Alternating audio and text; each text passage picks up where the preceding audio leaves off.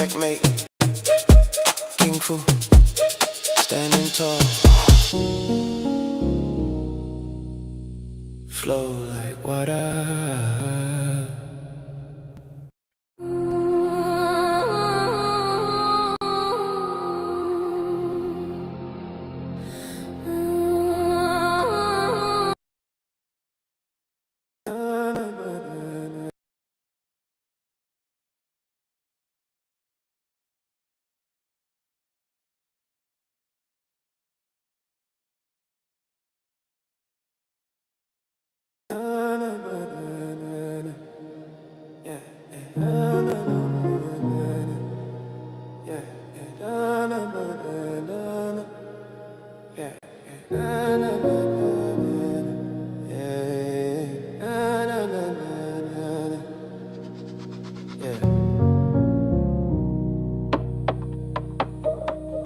They hate,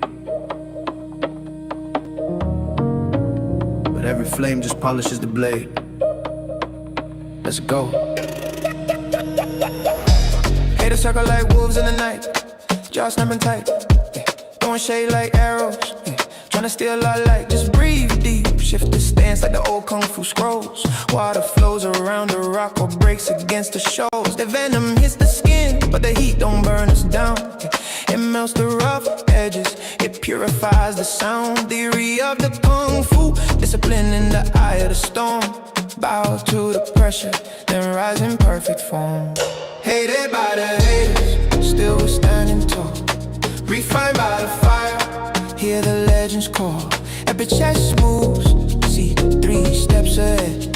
Checkmate on the board while they're still in bed. Word is in the veins, holy fire in our soul.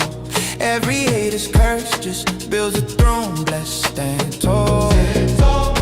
Refined by the fire, hey, we elevate higher.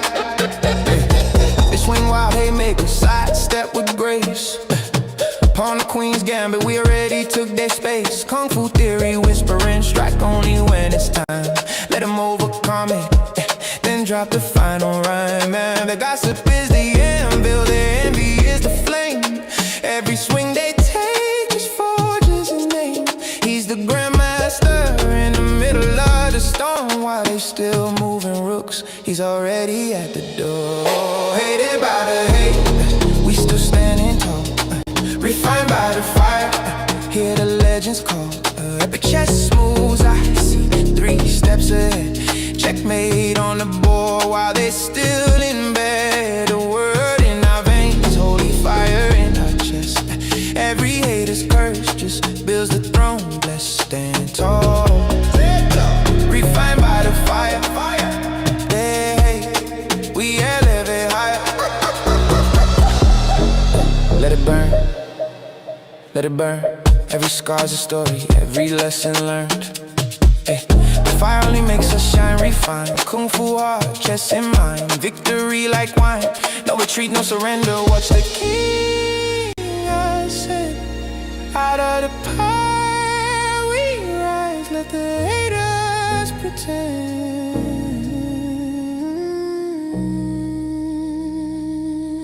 Hated by the hate, watch us standing tall. Refined by the fire, answering the call. Epic chess moves, boom, game over, checkmate. King Fu endeavor, sealing their fate. Hated by the haters, still we standing tall. Refined by the fire, we'll outlast them all. Stand tall.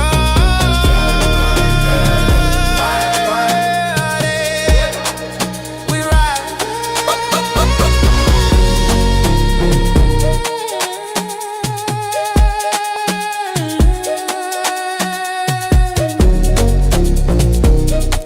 Checkmate, King Fu, standing tall. Flow like water.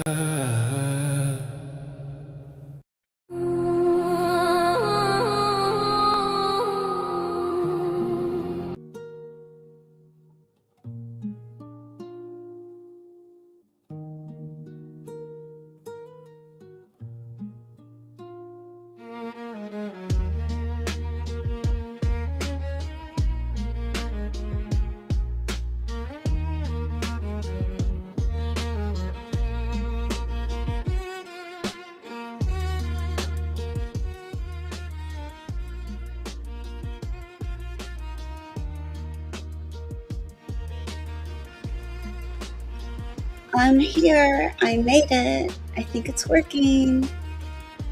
This was a struggle, and then I had to deal with the dogs, and then my cats want to jump all over everything. I guess this is their active time of night on my desk. So it's been interesting, but thank you if you're returning. Hi, Kirsty. Thank you for being here. Thanks. Shout out to RGM. Oh, great. Thank you. Is it loud enough? Should I make it louder? I think I can make it. I think I need to make it louder. And is the music too loud? Let's see. I'm going to try and turn it down.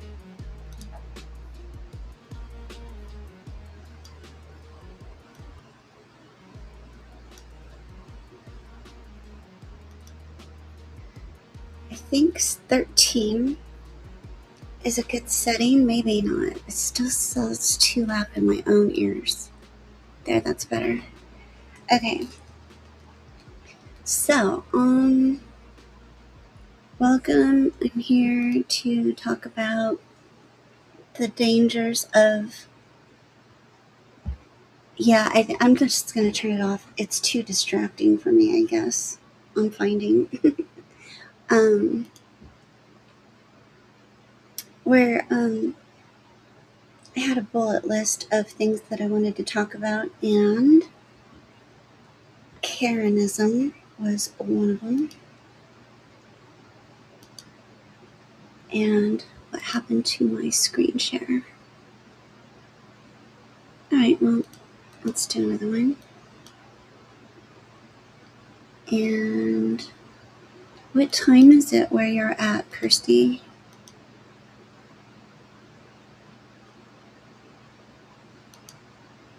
Oh, that is still not the one I want. Okay.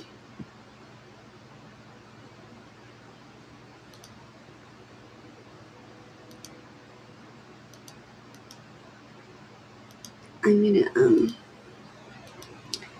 make a new one here. Let's see. Here we go. Okay. Explanation of the term Karen. Everybody thinks they know what that means, right? But let's see what Grok has to say. And everything that I'm going to discuss tonight or morning, it's going to be based on questions that I asked Grok, expert level, and it's supposed to be, ooh, nice. Oh, thank you so much. How are you feeling today? I had a friend that suffered from that, and yeah, it was rough. And you have my empathy, really, truly. Every day I wake up with, oh my gosh, what kind of aches and pains am I gonna have? But you push through, and I can't imagine having little ones right now. Well, you have more get up and go when you're younger. So, but still, I'm trying to get into that mode, granny mode. My son's planning a family. Yeah. Life. You were in the conversation at Polo's the other night. I'm going to say the other night because so much has happened in between then and now. I don't even know how many days passed. I mean, I can't keep track sometimes. Right? When you're a mom, you find ways. You find like this well of strength, this source that you didn't even know you had. They can really motivate you. What was I going to say? I don't know. I had to fix my headphones. Oh, polos. You know, I kind of like this time of night. It's kind of almost guaranteed that there isn't going to be a big crowd, a lot of people watching. Um, and that means, you know, some things can be spoken on with less, what's the word I'm looking for? Pressure, kind of, or expectations, or um, critique, whatever. Not that I'm worried about that, but others might be, but I don't know. Um, I like smaller groups anyway.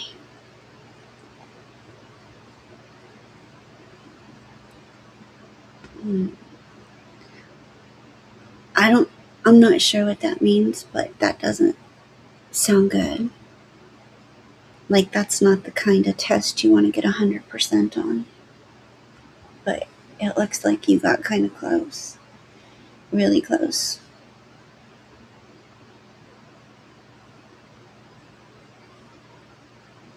Yeah, I'm not sure I would either if I hadn't had a friend and I loved and cared about her.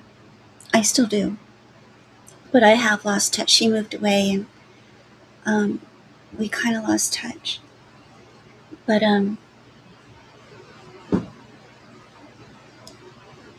her husband was really good at explaining it to me. And, you know, unless you know someone that you love and care about, people don't care whatever your illness is, whatever you have going on. I mean, even the people that do love and care about you, they're supposed to. You know, people get busy with their lives. Like, I know my friends and family, and I know myself. Sometimes I forget or get busy, and I don't know if it's a condition of our culture now because of technology, but it used to be considered extremely rude if you didn't answer someone right away. You know, like if I remember my grandparents, even like, we were supposed to answer the phone no matter what. And it was always like the neighbor, you know, or someone. But I just remember my grandparents making it very important to answer people that call, you know, took the time to call you. It could be important, it could be, you know, whatever. But nowadays, I'm so guilty of not answering text messages or phone calls and stuff like that. And if it, I mean, most of the time it's a text message and it's not that important to respond right away.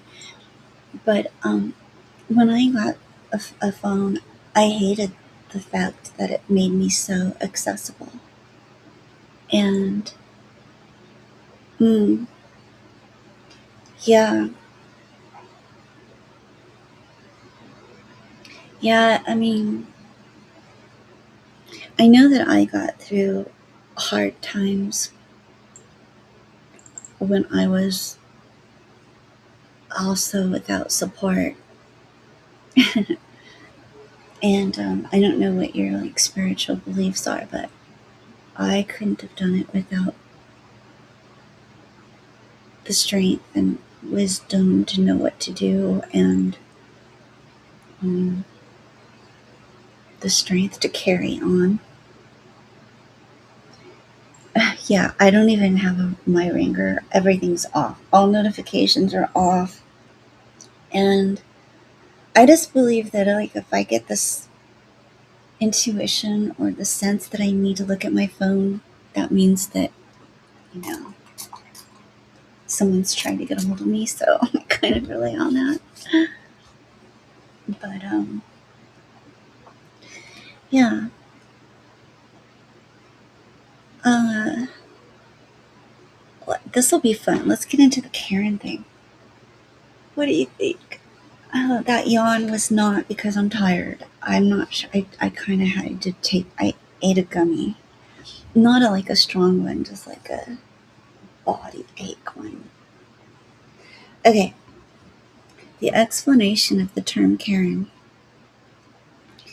Um, the term Karen originated as internet slang in the United States around the mid 2010s. And this is my first time reading this. So, this is kind of reaction, commentary on some of the answers from Grok. And it's kind of a test also.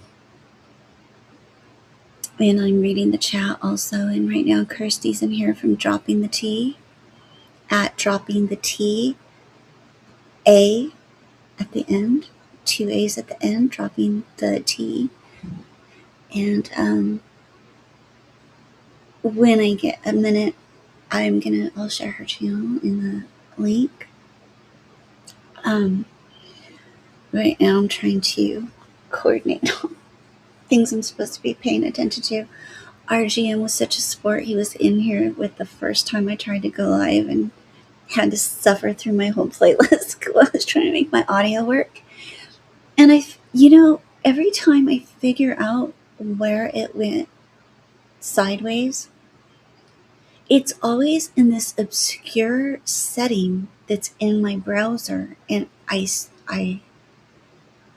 I'm pretty certain that it's not taking the changes or something. And anyway, I got it sorted.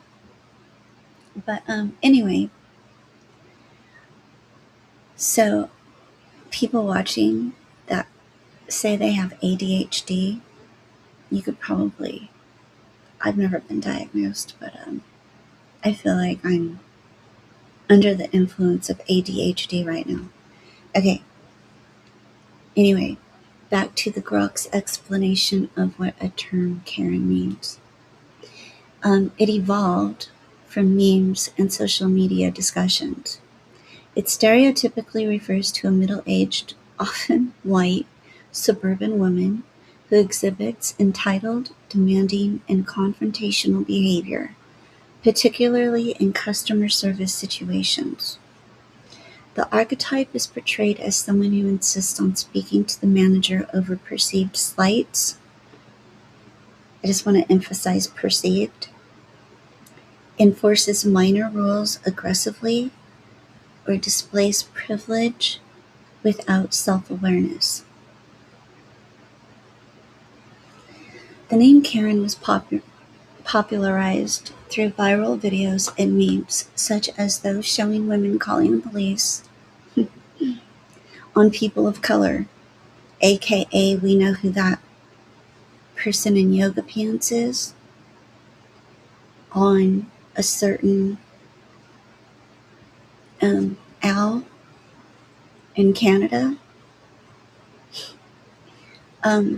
While the term can apply to in-person interactions, an online Karen adapts this behavior to digital spaces like social media platforms,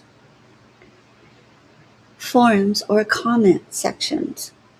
Here, the entitlement manifests through aggressive online commentary, public shaming, or mobilizing others against perceived wrongs. There's that word again.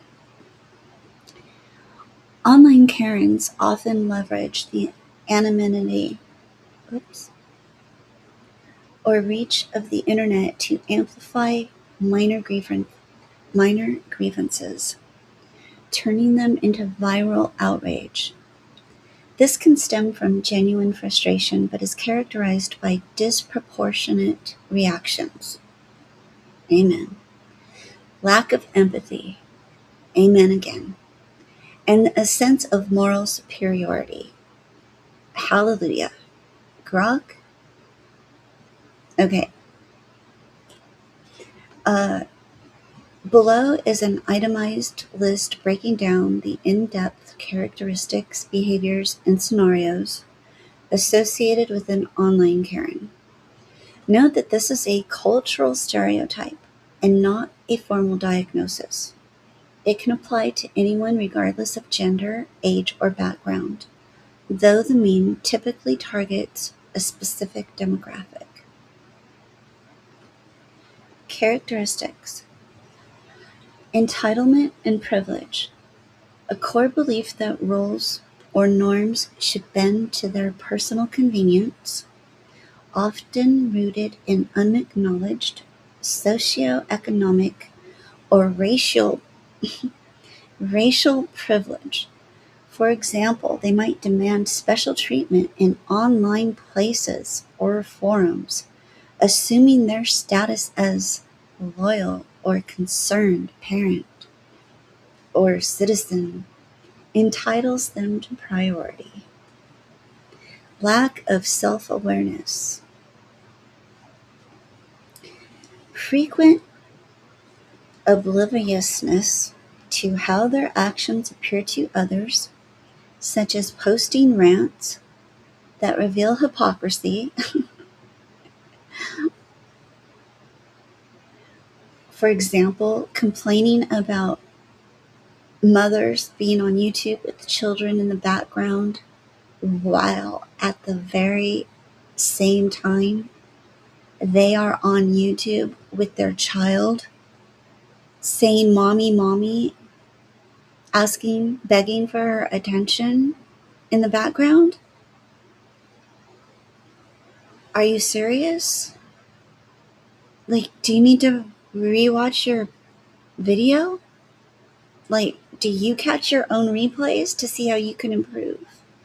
And to check yourself to make sure that what you've spoken is the truth? And it said receipts in the title, but today, were there any receipts? Because it seemed like you were passing the buck to Joe. Go to Joe's to find the receipts. Well, I'm going to consider producing the receipts that I have. It will take hours of editing and searching for the video clips that I have and the screen recordings, but I have them. They're from months ago. I could find them. It won't be difficult, but it will take time, and I'll consider taking the time to do that. But it's not going to be at your request that I'll be doing it. It'll be doing it to show you how it's done. I'll do it to show you a model for what a legitimate reporting of quote-unquote facts looks like, madame.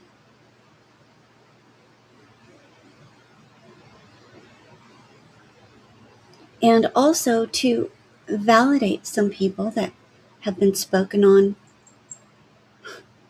most grotesquely.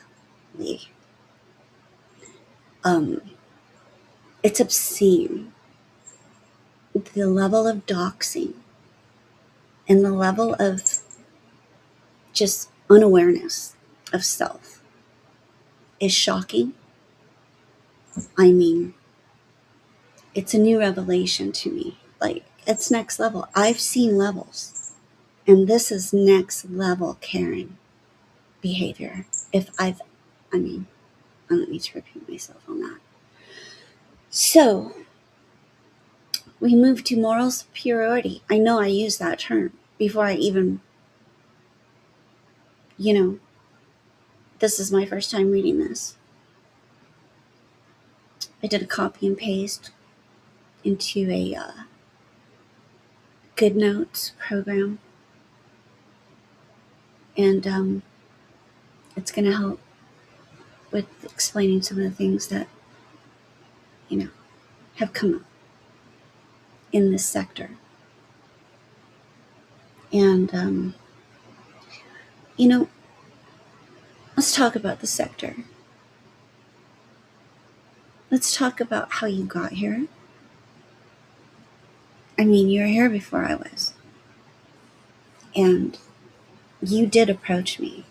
And you did hang up. Yeah, you did. Because the questions that you were asking me, the way that you were framing them, were, it was so funny. And I remember laughing. And I think that pissed you off because I saw what you were trying to do. You were so careful too. And that's why I found it amusing, because it wasn't very clever, but it was careful. And that's what I found funny and amusing. But you were trying to, get me to say that, oh yeah, racism is abound in America. Like, it was like you were trying to incite, you were trying to plant seeds about it. And where it didn't exist, I was saying, in my neighborhood, no, my neighbors down the street, no, it's very diverse where I live. No, it's not a thing. And, again, I do have the whole entire, because before I left the Discord, I saw where it was going. Okay, I could forecast the weather based on the tone of your messages in the Discord, I guess, after that phone call. And, it wasn't just you. You have a partner. You have a wingman. Control Alt Anita Cock. IOO, or what is it? International Gang of Thugs. Leader. Gang of Online Thugs. Goot. Huh? What's Goot?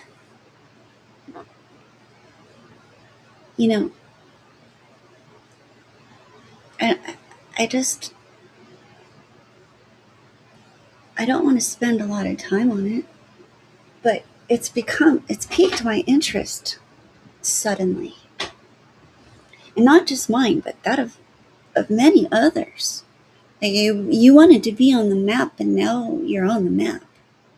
So, just saying.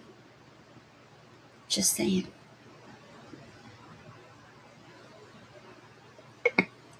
If you think Americans don't take their security seriously, whether it be online, whether it be their home, property, loved ones, family, I don't think you've ever come up against anything more fierce than the American spirit. And when that same spirit is shared among, and this isn't to diss anybody outside the country, but love where you live. Why don't you love where you live? And is that why you reach across the ocean and overreach the scope of your responsibility and knowledge? It's beyond your knowledge. It's beyond the scope of your knowledge culturally to be involved in things that you cannot possibly. And I've heard you speak on other people, but you project a reflection of yourself so clearly. We all do, in a sense. And I'm speaking on this as humbly as I can, with an edge of anger and annoyance and, I don't know, not surprise, but, I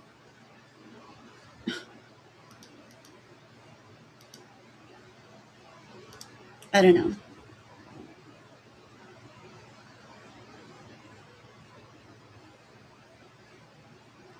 It takes me a while, and,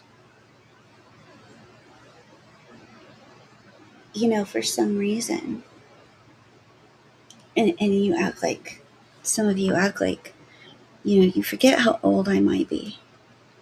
And you might not know some of the life experiences that I've lived through, or what positions I've held, or what roles I've played, or what musicians I know. Maybe I live with a musician who knows a lot of other musicians. And if you know anything about the musician lifestyle, they travel a lot, because not all not all musicians and singers play music because they want to be famous. They do it because they love it. They do it because it's their art. They are not thinking about numbers. They'll play to a room of one person as hard and with as much passion as to a room of max capacity. So the questions that are thrown at, you get a that's why I won't reveal too much of my life, but I'll give you a perspective. I mean, I might know a musician. I might be one. I might live with one or several or many. I mean, it could be a lot of things. You don't know. And from what little you do know, you're already jealous of that. You're jealous of a lot of people. And it shows. Jealousy isn't something you can hide. People that are jealous think that other people can't see it. And they think that their deflection techniques and stuff, they think it's working. But for the people that see through it, it's not working. And the people that you think it's working for, they're lying to you.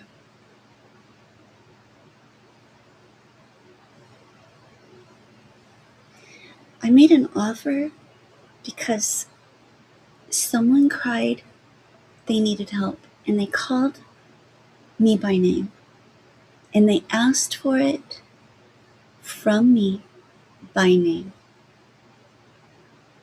and then allowed those around her to completely block access. So all of the complaints, and I know I'm jumping around all over the place, but it is what it is. It's the time of night, day, morning, whatever. I didn't succeed with the first attempt I, made. So here we are.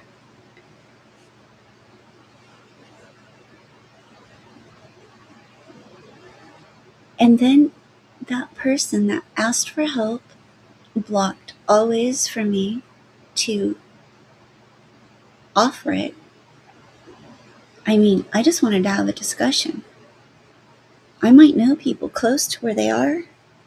I might know someone who would come swoop her up and whatever, take her wherever she wanted to go, help,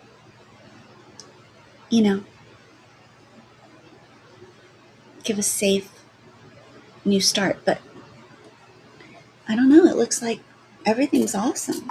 It looks like it wasn't even a real cry for help, because I also saw other people. There were several offers to people open their homes. People offered to open up their homes. That's such an intimate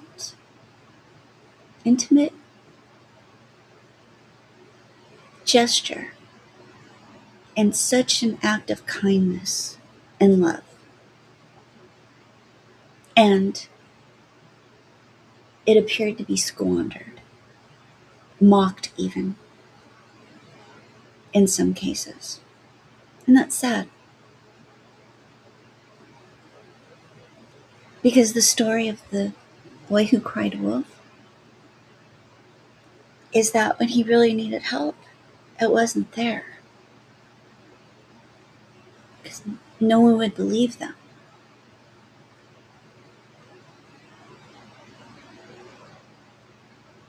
So I hope that things are good with you now, and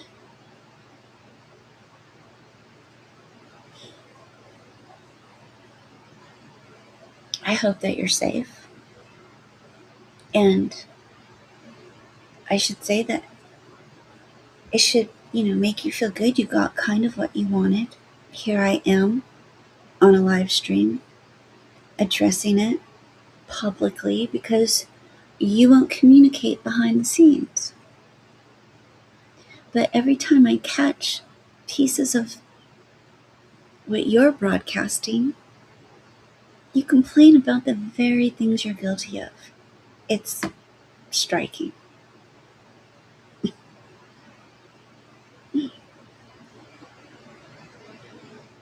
So, what else? Yeah, there's people watching. Nobody wants to say hi, so everybody knows what that means. I'm glad you're interested in what I have to say, but why not engage?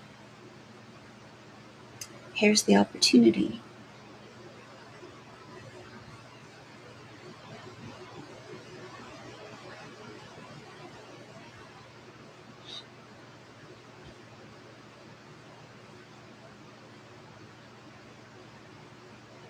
I thought that this person, over the course of the last few months, would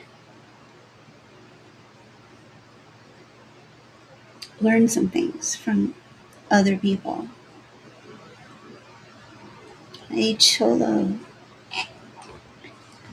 Thanks, Kirsty.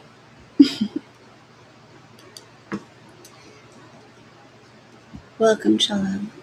Thank you for being here. We're talking about online Karens, and we're going to get to how they can be dangerous, because that's really why I'm speaking right now. I got sidetracked, and if you guys want, you can use the chat to help keep me on topic, or, direct it, help direct it. Oh.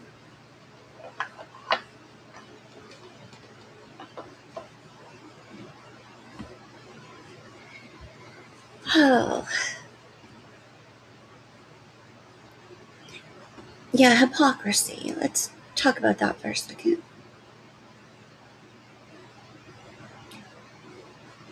It used to fire me up when I was younger. But you see it on repeat so many times that it doesn't surprise you anymore. One of the things with getting older is that you just don't give a shit about a lot of things that so many people care so much about. And it really is freedom. Hey, V-Love, thank you so much. Thank you for being here.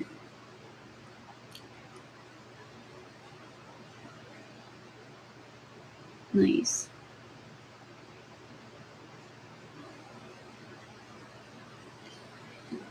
Yeah, let's go back to the Karen definition.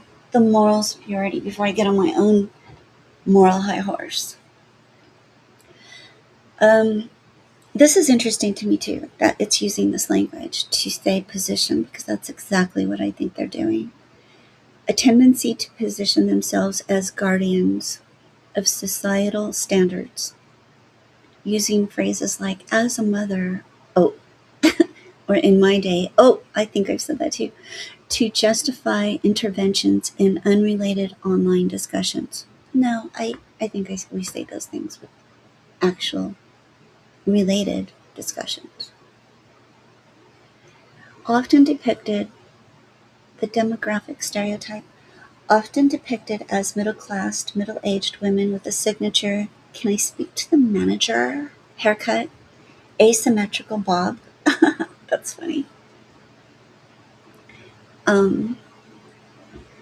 But online versions emphasize profile pictures with family photos, inspirational quotes, or, oh my gosh, essential oil themes. Oh my gosh. Is that really part of the stereotype? Oh my god. Is yoga pants in there? Who are the Karens? Oh, come on, Shello. I'm going to take guesses from the chat before I reveal any names, if I even do. You know, I'll allude to them with nicknames. I've already spoken about a few, and I just mentioned yoga pants. Digital savviness with limitations, proficient in using social media for complaints, but less so in verifying facts, leading to spreading misinformation without fact-checking. Yeah, I am not disagreeing with anything so far, Grok. Aggressive commenting and trolling. Leaving lengthy, caps-locked comments on posts, check. Demanding explanations or apologies from strangers, check. For instance, berating a content creator's page over a comment with threats like, I'll call CPS. Public shaming and doxing, light. Now, how about heavy? How about extra, extra, extra heavy? Sharing screenshots or personal details of individuals to rally support, often tagging authorities or media.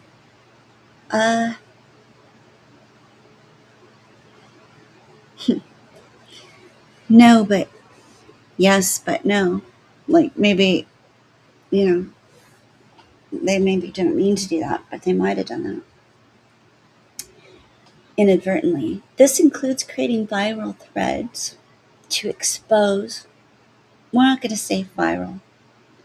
The stats show that there's like 2 to 13 people that care enough to comment or like. So, I mean, we're not talking about a lot of people here. We're not talking about a lot of support. We're not talking about,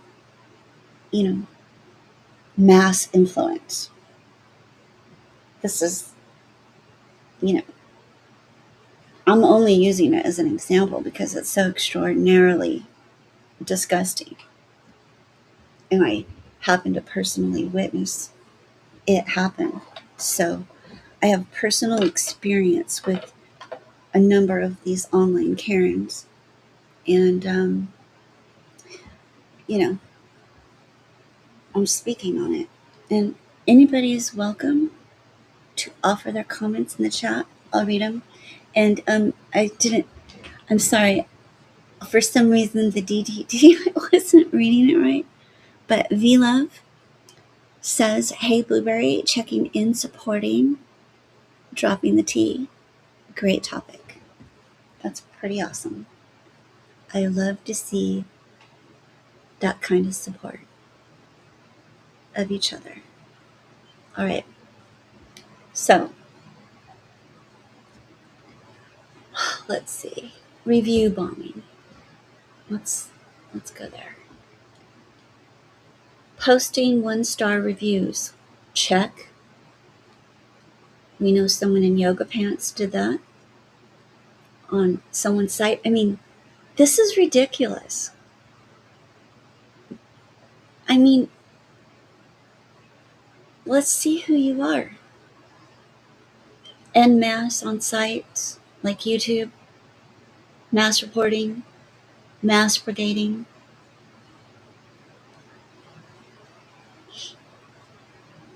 Let's see. Because things aren't matching expectations. Yeah. encouraging others in groups to do the same. Yeah, check. All of those things have been done on this Karen's channel, if you want to call it that, this rant where every third word is the F word or piece of shit, you know? I mean, a sign of intelligence. Your vocabulary has to be, outside of profanity. It has to exist, Can't be all you're working with there. Mobilizing outrage, starting or joining online petitions, boycotts, or hashtag campaigns over minor issues. Yeah, trying to amplify it to trend. Using emojis passive aggressively in replies, just saying after inflammatory statements, guilty myself, but not to deflect responsibility to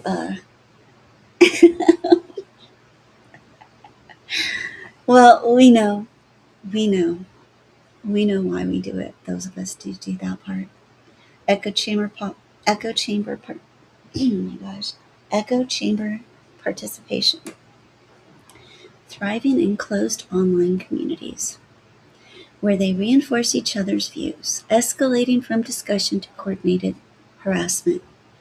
I was a part of that one time, and I exited that not feeling good about it. And that's actually the first time I went on a panel, on Golden's panel, to talk about it, because her and I left at the same time. She had issued a statement post on her community wall about why she was leaving, and I agreed with everything she had said, and it aligned with why I was leaving. And so, but here we are. Scenarios where it crosses ethical and legal boundaries. Harassment and cyberbullying. When an online Karen repeatedly targets an individual with abusive messages, leading to emotional distress. Ethically, this violates norms of kindness and respect. Legally, it escalates to threats or stalking. It could breach anti-harassment laws like those under the U.S. Communications Decency Act or state cyberbullying statutes. So, depending on what state you're in, there's another layer. Scenario: bombarding their channel with or broadcasting false accusations, spreading misinformation or defamation, posting unverified claims that harm reputations, such as accusing someone of whatever, bad things, claiming to have the documents, claiming to have the receipts. Ethically, this erodes trust in online discourse. Legally, it may constitute libel if false and damaging, under U.S. defamation laws requiring proof of falsehood and harm. Scenario: sharing a doctored image or out-of-context clip, claiming a public figure is involved in a scandal, leading to job loss or public backlash. Check. Doxing. Revealing all of the private information. I made a comment that the receipts were lacking, okay, because they were so out of context. They were so obscure. I mean, it could have been anything. And the only thing that was leading any kind of credibility to it was the F-bombing commentator, quote unquote, angry voice, okay, venomous voice. Okay, that's what was leading to the credibility of these so-called receipts, these images.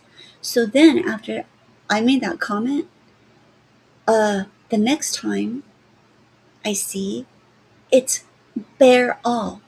It's a total exposure of a person that's a total stranger to them. Their family. And I'm sorry, but if you're in Ireland, you cannot possibly know what is happening in someone's household, neighborhood, community, state, country when you're not living there, when you're thousands of miles away. What business do you have? And you made a point. Someone suggested, it was pretty funny, but, I'm not going to draw the connection. You draw the connection. You do the research. I've done the research. I'm not going to do it for you. If you want to know the connection and the history and how it might relate to this between America and Ireland, go. His name is Grok. Their name is Grok. Correction. There.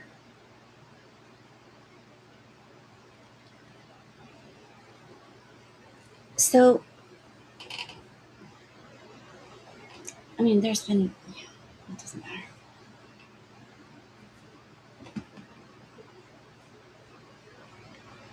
Given what I know about your history, given the personal details that I do know about you, that were shared, that I can remember, one of them was not the foster parent situation. I have no recollection of you sharing that information with me. So it's giving me credit for, offering that information to whoever, I don't know who. It's unwarranted, unverified, unvalidated, debunked. It wasn't me. Would I have shared that information? I don't know, maybe. I don't know with who. If it was relevant, like apparently it is. Somebody else must have, been listening and, shared that information, or maybe it was you. Maybe you spoke on it yourself publicly. Who knows? But it wasn't me. I didn't tell anybody that.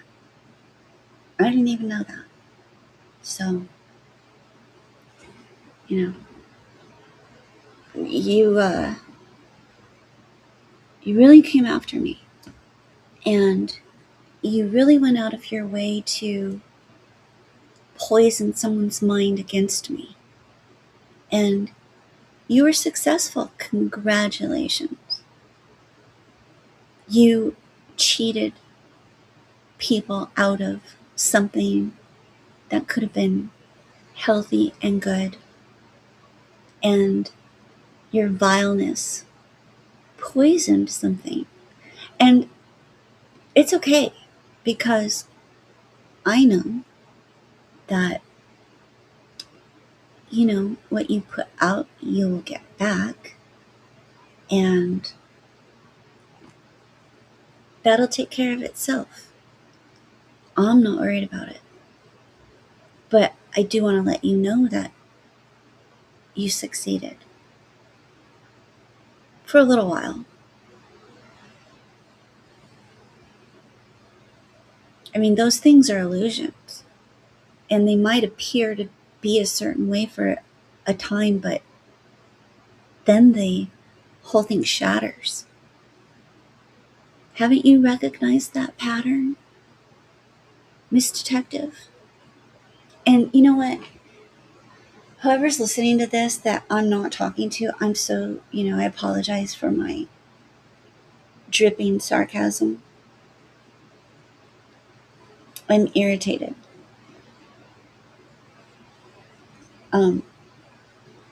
Months and months, and I let it build up.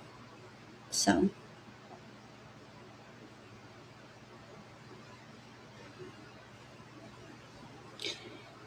but calling me a liar, I don't care. I don't care about your opinion whatsoever. But I will take this opportunity to use you as an example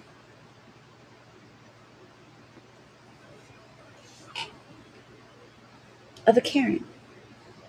Inciting violence or hate speech, rallying followers against groups based on race. What makes your group, what makes it okay for them to call me a plantation wife? Just wondering. Because as we saw in Golden's presentation, there were also white plantation wives. I imagine in Mexico or Argentina or Colombia or any other place where there are plantations, which there are and were all over the world, there would be a wife that's on the plantation there too. But what makes me laugh is that everybody was like, oh my gosh, she said it to this one person of this one, and then you guys continue to call someone else that. You adopt that lingo into your own vernacular and you start using it. I mean, that isn't hypocrisy. Then what is it? What is it? And I definitely will say that you and your wingman were involved in collecting information on Ralph, Murph, that whole gang. You ventured into some other people. I'm not really interested in, having that association with my channel, so I'll leave their name out of it. But even Golden. So, you reported to another channel like you had a direct line of open communication with. And it's the name, your screen name. Sniffing behind. You're sniffing behind. Always behind someone sniffing. That's what you're doing. Your name's very appropriate. And what you're inhaling, that smell, think about it. Your whole channel is based on that smell, on that, where that comes from.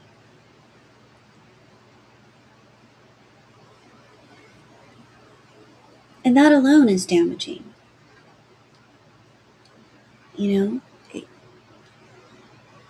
Social justice, where? The psychological breakdown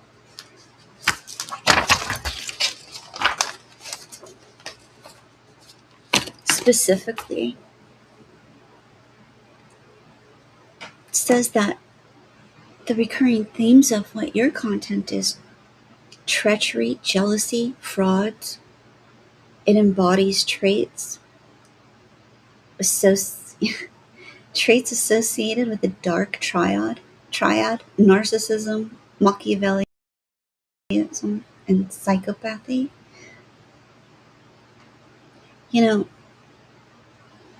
Seeking attention through drama, strategic use of evidence to manipulate narratives, Machiavelli, and a grandiose self-view, as a defender of truth, narcissistic. However, it could also align with positive traits, but we don't have any of those there.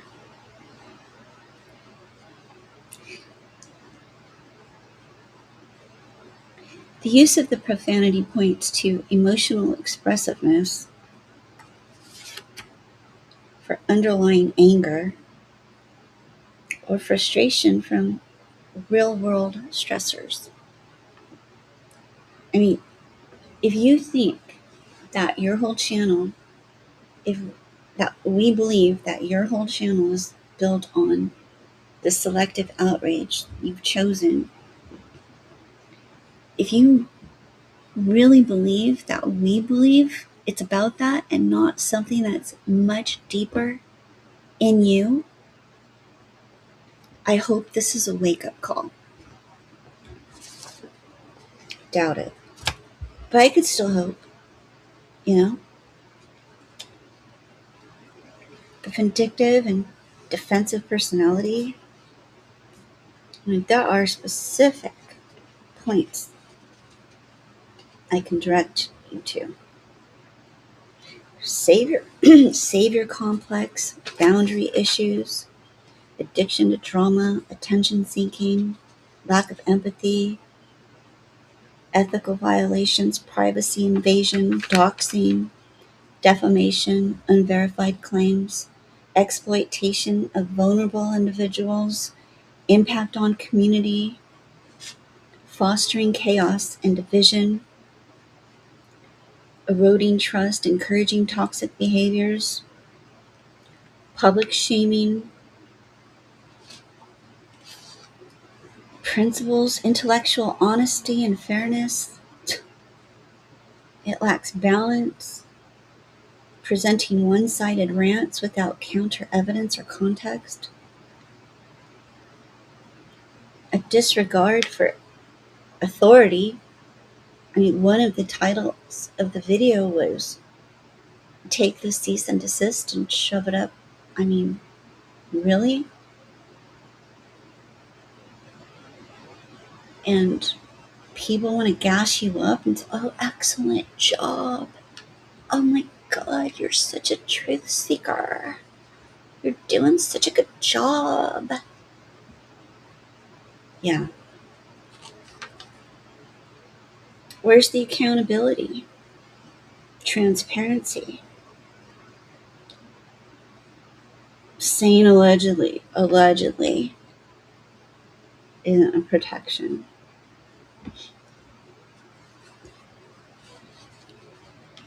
Promoting drama normalization contributes to harmful online norms, potentially influencing impressionable viewers. This undermines principles of empathy and community building in social media. That's what it is. It's undermining behavior, but on the face of it, a mask of propriety. Harmful, dangerous content discussing abuse, grooming allegations, personal traumas without sensitivity could be seen as promoting harm. If videos incite pile-ons, like titles like "Surviving Smelly Series" comment, it breaches policies against coordinated harassment. Community guidelines on spam and deceptive practices. Low-effort rants with sensational titles could be flagged as misleading if not delivering promised content. Repeated violations risk channel termination and under the 3-strike. With low visibility, it may evade detection, but viewer reports from targets or automated flags on keywords like could trigger reviews. Similar drama channels have been suspended for comparable issues. In summary, the channel operates as a gossip hub, potentially harming individuals while providing the creator an outlet for personal vendettas. This highlights ethical pitfalls in user-generated content. Yeah, well,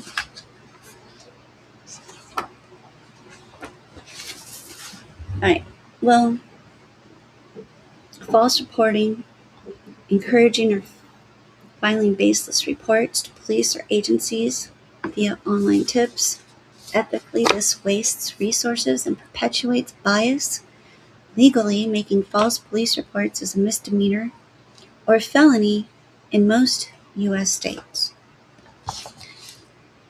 Scenario: urging followers to call child services on a parent based on a social media post showing kids playing unsupervised without evidence of neglect.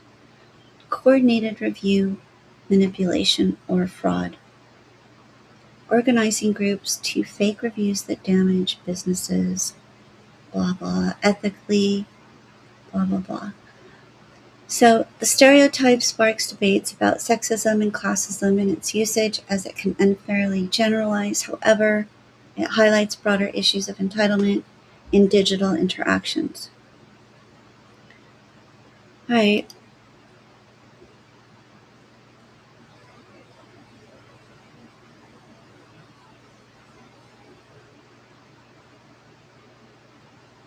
Consider an Irish citizen organizing or leading a small online group that targets American and Canadian YouTube content creators.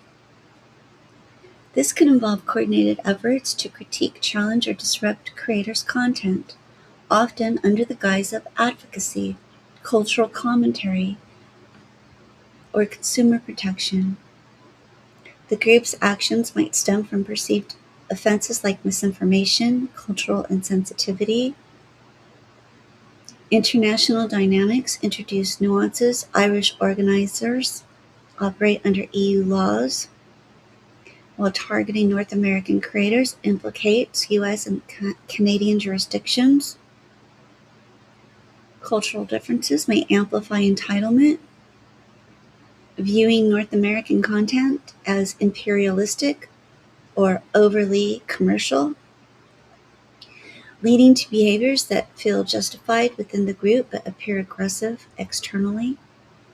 Platforms like YouTube have global policies against coordinated harassment, which could lead to account suspensions. Below is an itemized adaptation of characteristics, behaviors, and scenarios tailored to this international context. This highlights how the stereotype evolves in a cross-border setting, where anonymity and distance embolden actions. Cross-cultural entitlement. A belief that their Irish-European perspective grants moral authority over North American content, often dismissing creators' context as American excess or Canadian politeness masking issues.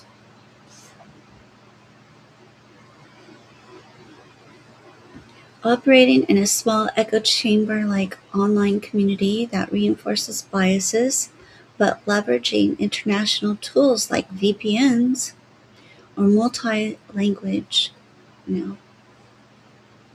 members might share a sense of underdog status as non-US users, challenging big tech, selective moral outrage, focusing on perceived slights, while ignoring similar issues, lack of awareness, freer speech in the US, stricter hate speech laws in Canada, opportunism, using tools,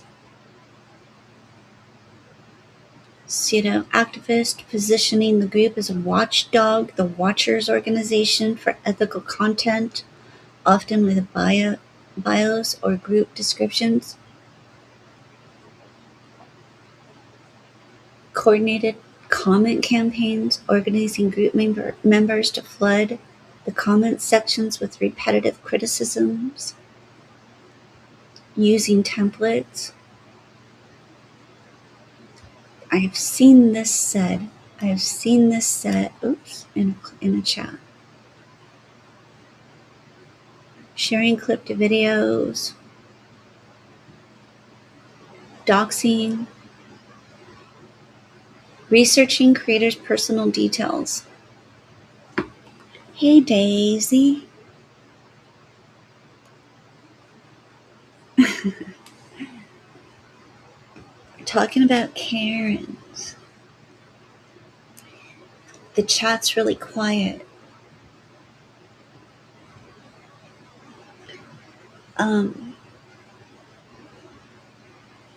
Creating shared documents or threads to list problematic creators, urging members to dislike videos en masse, unsubscribe, or review bomb.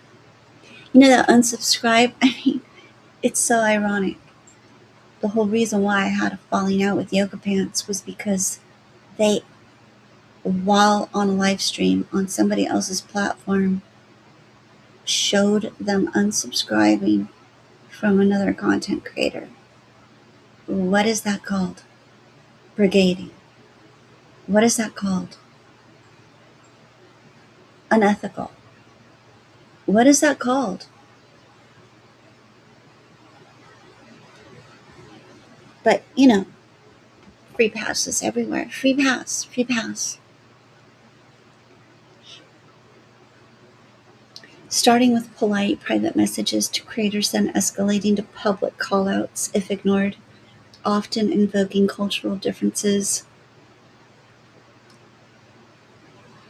Like in Ireland, we value honesty over hype. Scenarios where it crosses ethical and legal boundaries. Thank you, Daisy.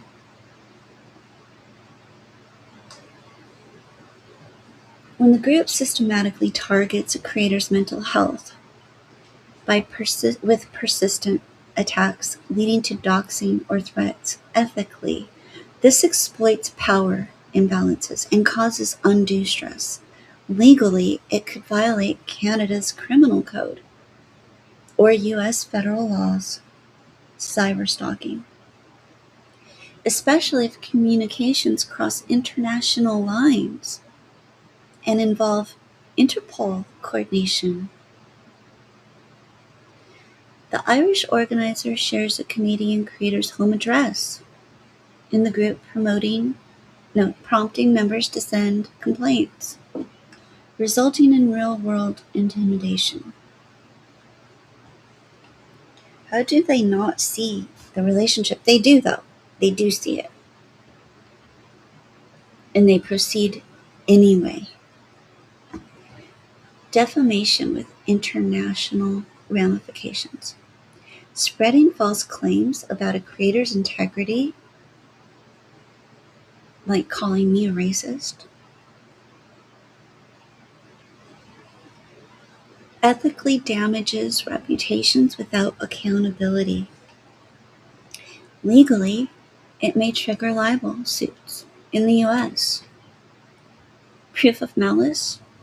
No problem. Or Canada, under common law, with EU citizens potentially facing extradition or jurisdiction under a long-time statute. Scenario: posting edited video clips claiming an American YouTuber is scamming viewers, leading to a lawsuit where the IP logs are subpoenaed. It was funny listening to Yoga Pants jump around in the chat and say, oh, yeah, guess what? I have the metadata. Really? Hope no one screenshotted that. Let's see. If data flows to the US, it could involve privacy shield issues. let's go back up here. Collecting and sharing personal data of North American creators, emails, or family information without consent. Ethically, this disregards individual rights. Legally, as EU residents, the group risks fines. And if data flows to the US, it could involve privacy shield issues. Scenario: the organizer compiles a dossier on a creator's background and shares it group-wide, leading to a data breach complaint filed with Ireland's Data Protection Commission. Inciting hate or discrimination, framing attacks with nationalist undertones, escalating to hate speech. Ethically, this fosters division. Legally, it could breach Canada's hate propaganda laws. There's the Criminal Code, Section 319. If targeting protected groups or EU frameworks, like the Digital Services Act, with platforms like YouTube removing content. Scenario: a campaign against a creator of immigrant descent uses slurs prompting reports to Canadian authorities and potential bans on Irish accounts. False reporting to platforms or authorities, submitting baseless copyright strikes or complaints to YouTube, or escalating to international bodies like consumer watchdogs. Ethically, this abuses systems meant for protection. Legally, repeated false notices can lead to perjury charges. And in Ireland, misleading authorities might violate consumer protection regulations. Scenario: the group files multiple spurious takedown requests against a video series, causing temporary channel suspension and triggering YouTube's anti-abuse investigations. Economic sabotage via coordinated actions. Orchestrating dislike bombs or review manipulations that harm creators' ad revenue.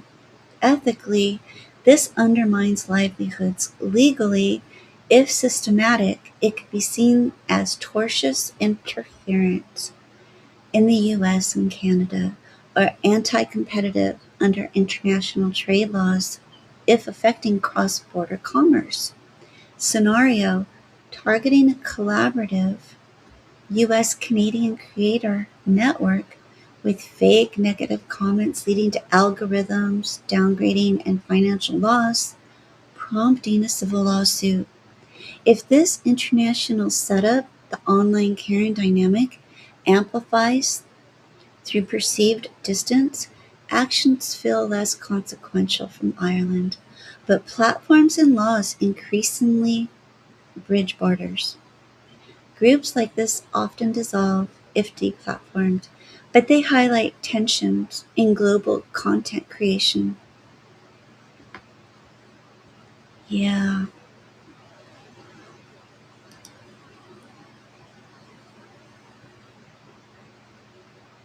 Hour and 20 minutes is how long I've been going. The 9 spheres of influence. Let me touch on this real quick because I have wanted to talk about this. The 9 spheres of influence. I think let's start with the 5 bases of power.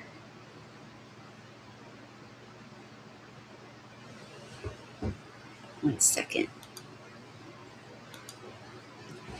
Let's see.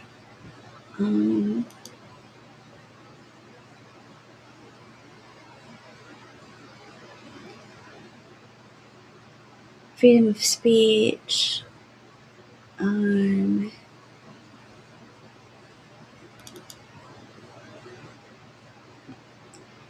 Okay.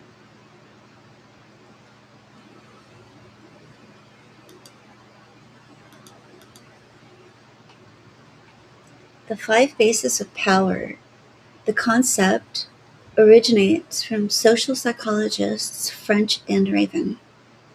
They introduced it in 1959 in their study on social influence. I need a drink, 1 second.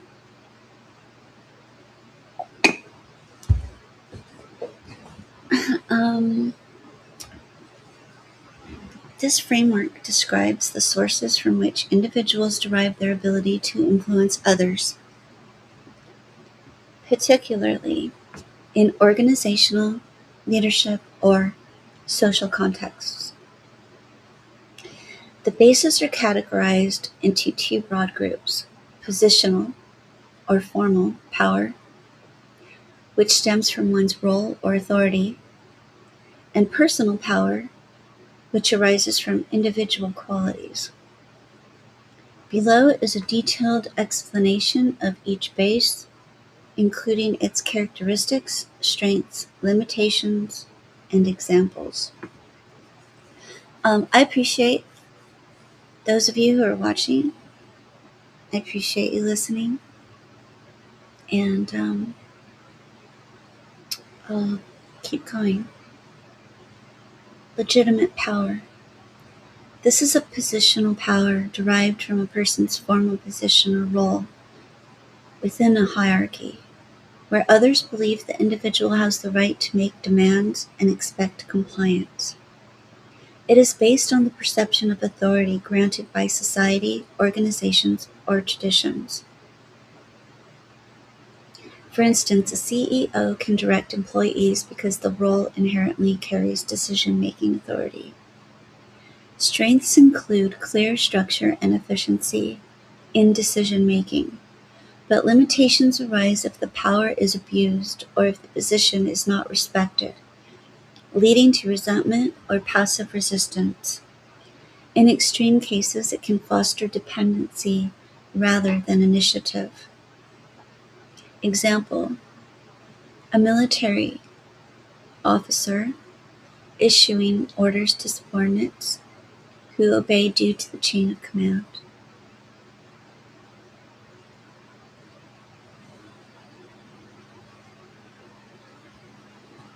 Hey Chillo, I hope you don't have dreams about Karens. Have a dream you're at the barbecue cookout and the Trump Karens come calling cops. I appreciate you. Thank you. Reward power. But this is interesting, don't you think? I think so. This positional base involves the ability to influence others by offering incentives, benefits, or rewards for compliance. It motivates through positive reinforcement, such as promotions, bonuses, or recognition. Strengths lie in its ability to encourage desired behaviors and boost morale when used fairly. But it can backfire if rewards are perceived as manipulative or if resources for rewards run out, leading to diminished motivation. Limitations include potential for short-term compliance without long-term commitment. Example: a manager promising a team bonus for meeting project deadlines, which encourages extra effort. Coercive power. Also positional, this relies on the ability to punish or impose negative consequences for non-compliance, such as demotions, reprimands, or withholding benefits. It operates through fear or aversion. Strengths include quick enforcement of rules in crisis situations, but it often leads to resentment, reduced creativity, and high turnover, as it damages trust and relationships. Overuse can create a toxic environment. Example: a supervisor threatening disciplinary action for repeated tardiness, prompting employees to arrive on time out of fear. Okay. Expert power. This is a personal base, stemming from an individual's specialized knowledge, skills, or expertise, which others value and respect. It influences through credibility and trust in the person's judgment. Strengths include fostering admiration and voluntary followership, as it encourages learning and innovation.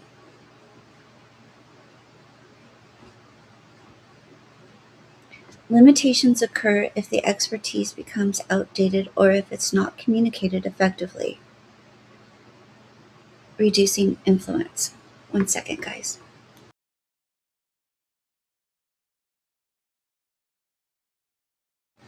Okay.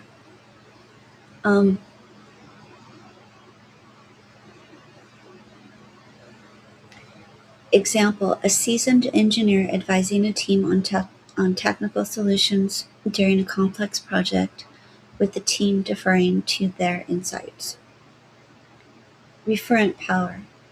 Another personal base. This arises from charisma, likability, or the ability to inspire admiration and identification. People comply because they respect, like, or want to emulate the influencer.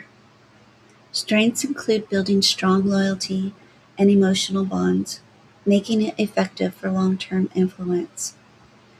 Limitations include its subjectivity. If the influencer's image is tarnished, the power diminishes, and it can lead to groupthink if admiration overrides critical thinking.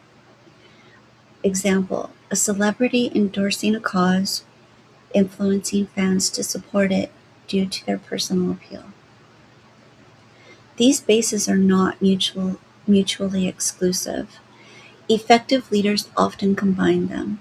Note that some expansions of the model include a sixth base, informational power, involving control over information, but the original framework focuses on these 5. The bases highlight that power is perceptual, dependent on how the target views the influencer, and can shift based on context. That is so important. So important, in my opinion. An in-depth analysis of the intersections in the model of the sphere's influence. The model of the sphere's influence refers to a leadership framework developed by Legacy, a leadership development organization, which expands on French and Raven's 5 bases of power into a more comprehensive 9-sphere model. This model conceptualizes influence as multifaceted spheres that leaders can draw upon, emphasizing that true leadership involves skillful integration rather than reliance on a single source. It positions authority, 1 sphere, as positional, while the other 8 are tied to personal characteristics, allowing for broader application in non-hierarchical settings. The model uses the metaphor of spheres to suggest rounded, interconnected domains of influence, akin to how planetary spheres interact in a system. The 9 spheres are, and I did have some graphics for this, but I don't know what I named them. I don't even think I named them. That's why I can't find them. They must have not been that impressive. I can't remember them, and I can't find them, so it might be Michelada time. It might be Michelada hour. The 9 spheres are authority, which is legitimate positional influence through hierarchy. Number 2 is influence by coaching, building skills through mentoring. Okay, this is different from, oh, these are intersections. Okay.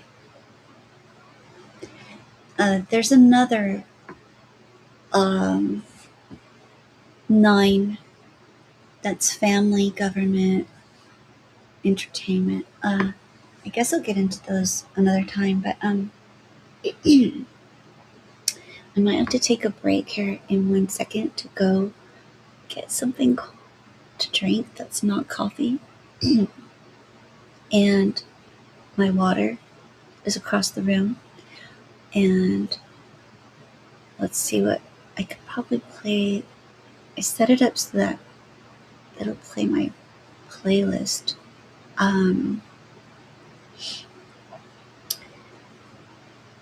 Daisy. Thank you, Daisy. Thank you, Cholo. You guys are fantastic. I'm keeping record of my day ones. You fall into my day one category. Thank you so much. And I hope that anyone listening, I hope you're finding some of this information useful and informative. Yeah, I think I'm going to go get one. I'm not used to really speaking this. I've been speaking for an hour and a half. What? I know I can do it because I was on the phone with one of my friends for 12 hours. I didn't even know that it was possible. When we were about to hang up, we were looking at the time of the call, and we were just cracking up because it only seemed like it was just a couple of hours, but it was 12 hours of both of us just continuously talking. And sometimes we were even talking over each other, but listening to each other at the same time. We do that a lot. And it was funny because, I probably had those skills when I was a teenager. I just don't remember. I guess it's like riding a bicycle. But thank you, V-Love. I hope you don't mind. I'm going to put some music on, and I'll put something mellow. And let me mute up for just a second. Let me go look for it. You guys can look at this. My patio setting. Awesome, Daisy. Thank you. I'm even going to catch the replay because I want to hear it from, I'm reading it and stuff, but I'm not absorbing it as much as I would like listening to it read again. There's going to be different concepts that resonate, and depending on where I am or what I'm doing, what happens to be going on at that time, that we interpret things based on a lot of external factors that a lot of times we don't add into the equation. But let's see what song I can. Here I am too, Golden. Here I am playing my music on my channel, but why not? Why? What else are you gonna do with it? I create this music for my own listening enjoyment. It's not copyrighted. I try to make all of them available for a remix because I believe music should be free. I believe that if something I create is resonates with somebody else, that somebody else is just tapped into the same vibe frequency that I am. I don't take credit for this music. I do write all of the lyrics except for the last 2 songs. I enlisted the help of AI and edited accordingly, and it's the ones with the really wordy songs are AI songs. My style of writing is much more sparse and concise, I hope. I try. Hemingway was my my guy. But okay, 1 second. Let's see.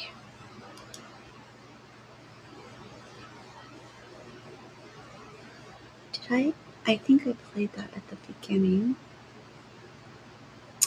So I really thought I had this a little more organized. Oh, you know, why am I sharing 2 playlist screens? That doesn't make sense. So I'm going to change that. And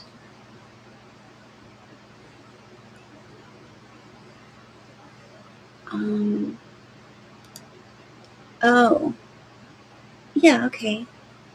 I see what's happening now. Playlist share. Why isn't it showing? Alright, how about this? And let me see what's going on here, because okay. So for me it's 3 o'clock in the morning, and my brain is registering that right now, or not registering it, I should say. Okay, here's a 5-minute song.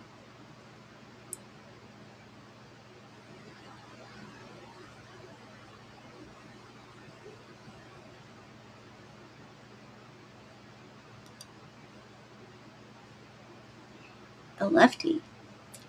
That usually means a sign of high IQ. Alright. What's happening with the volume? On my screen share.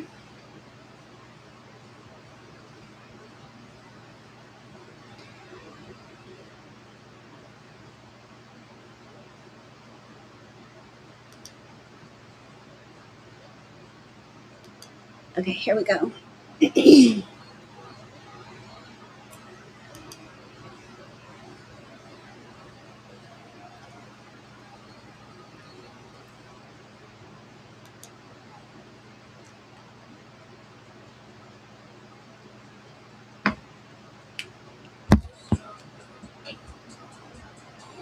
On my screen share. Hey.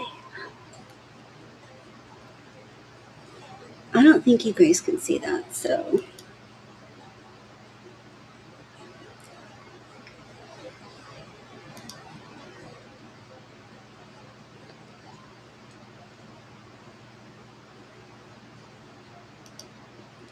I'm on my way.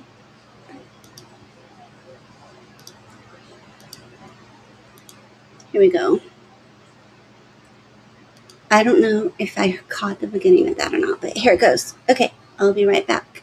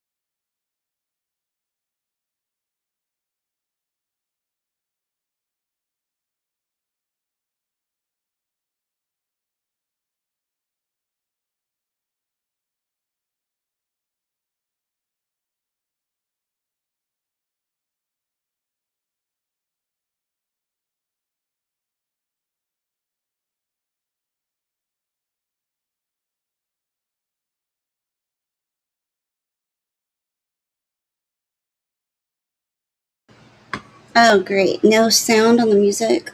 Awesome. Well, that's sucks. Well, at least you didn't have to suffer through it. Okay, I know that you guys heard that ASMR crack open this can of Modelo Michelada, shaking that tahine, which I have about an eighth of it left. I need to get more. I probably consumed too much salt.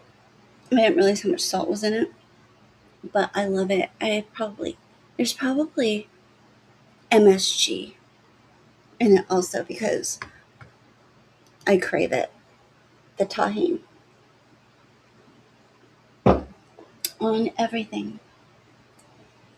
I know I talk about it in the chats all the time, what to put tahine on. And I say everything. Everything. I'm drinking the Modelo Michelada, which is a tomato, like a red beer with tomato juice. It's a Modelo beer with tomato juice.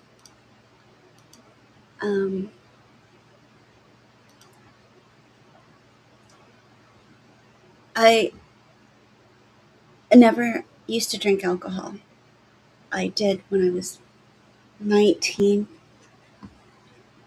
And then, oh, great.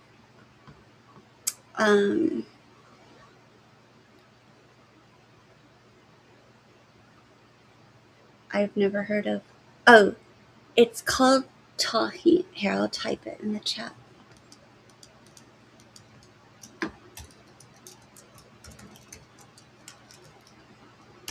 It's like a seasoning. It's lime. It has lime and sea salt and like chili peppers. It's like a powder. Right, I know. But I mean, it could be a troll, but I mean, the name isn't. The person they're troll like created that account after.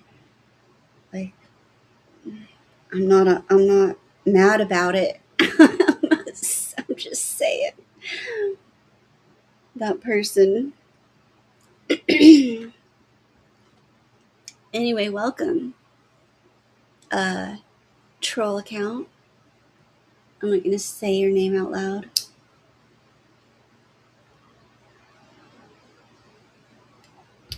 I don't think I have said any names. I think I've managed.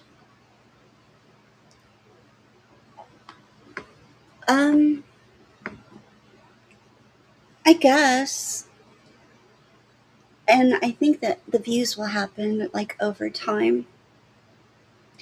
You know, this channel, I really didn't have any intention to go on a panel. I mean, the idea to have like a podcast where I have a counterpart that I could have a banter or discourse with. A friend of mine was going to do it, but this video game thing happened at the same time, and so he got really busy, and I've been busy, so we haven't coordinated or really on it. But I decided to just, there was just what, I guess what happened with the whole family situation. Yeah, I do want to speak on that actually. I got that tahine all over my keyboard.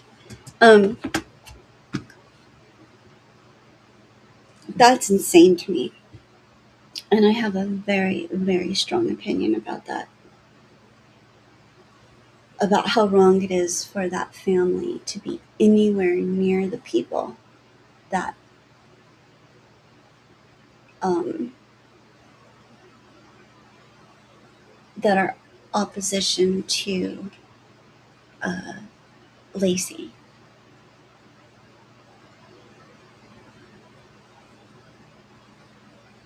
They're very discords are very time consuming, and the reason I was even part of one is because at the time I had broken my foot. That's really why I started spending even as much time as I did on here. I discovered Maggie before I broke my foot, but then when I broke my foot, I was just like on here all the time. I did just drop a name. I keep dropping her name, but that's okay. Um, it's not in a, it's in a positive way. My little owls, my little owls. She's so cute, and people hate that she's so cute. People hate that her accent's so cute. Yeah, there was a time. There was a time.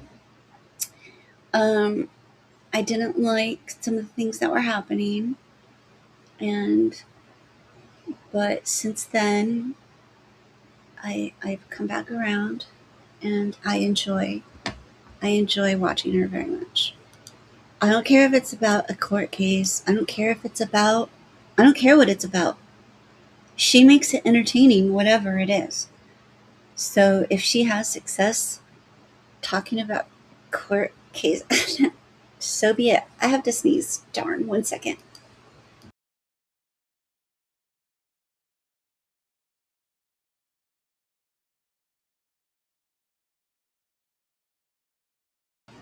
Okay, allergies are so bad. If I didn't have my allergies right now, um, I wouldn't be able to breathe probably. I don't like confessing things like that, but it's horrible. Alright, I love this popper fish.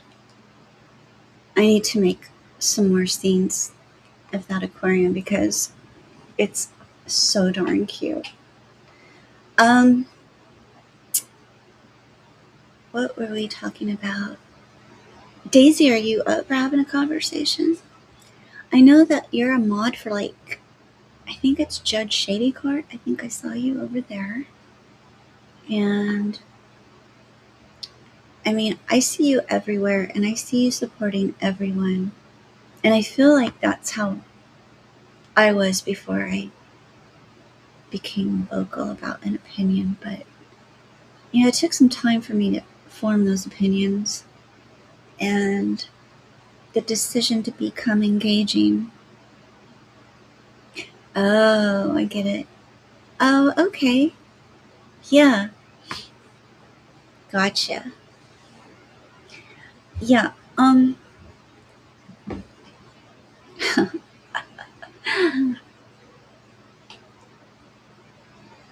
That's amazing that you're here. That shows that you can transcend the bias, and I admire that position a lot.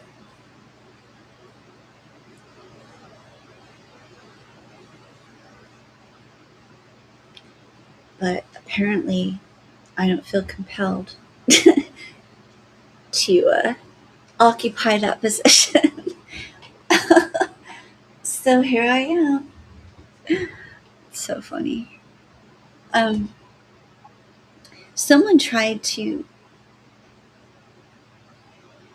insist that I be on panel with them, but I noticed the attitude from the people that were there to see that person. And yeah, I'm neutral until I'm not. I'm neutral until a position shows its way super clear to me. And I certainly don't expect everyone to see things the way I do at the same time that I do, or if ever. I just, of course, always hope there are at least one other person that I could confide in, or uh, what's the word? Travel with.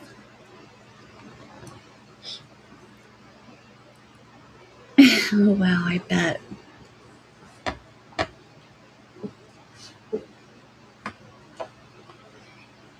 Yeah, I have sisters. I really could relate to Lacey a lot.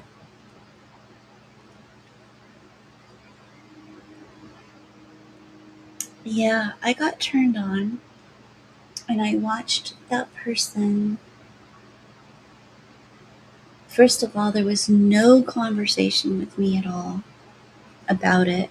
It was just like this ambush. And I kind of feel that they might have been encouraged to do that financially, even.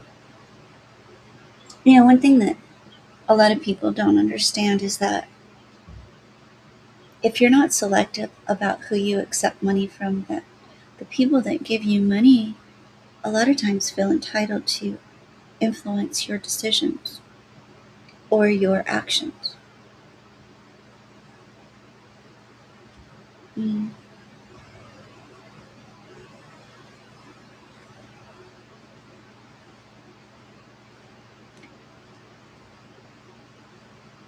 I have a sister that's highly sensitive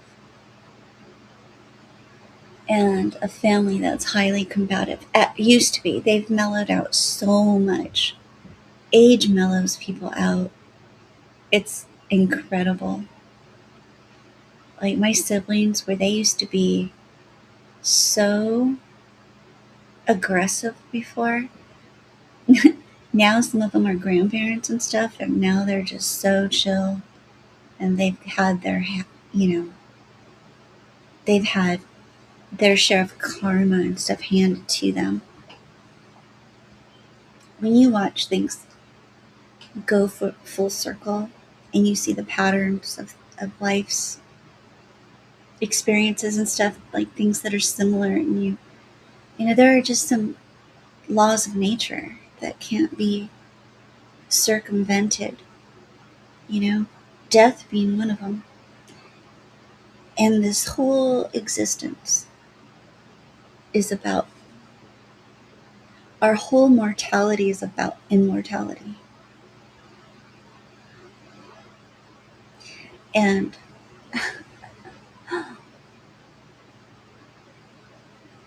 I started to read this book. Yeah. About, we don't give a toss about a lot of things. And it feels so good. I mean, they say like the 50s, 60s is like the golden years, right? I know why they say that. I mean, as I approach, I have to say, when I was 40, I loved being 40, turning 40. I think I was at my prime when I was 40, because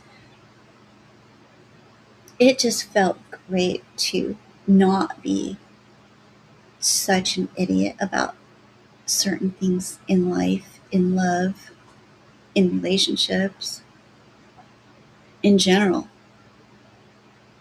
I felt like I had some grounding in my ideas and my view of the world.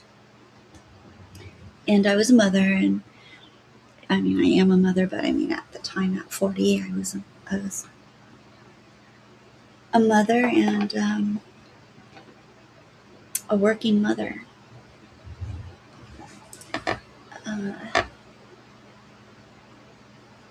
Life goes by so fast. It really does. In a blink of an eye sometimes. You wake up and you're like, what? You look around at your friends and your family and they're old and you're like, what happened? When did that happen? When did we get old? It's almost like a time warp. It's almost like a wrinkle in time. I'm just kidding.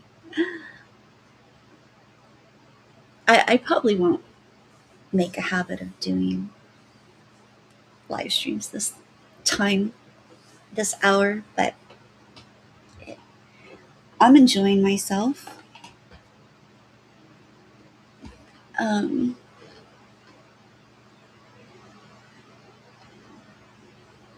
I wanted to talk about Lacey. I will say her name because hashtag Lacey Sector. um,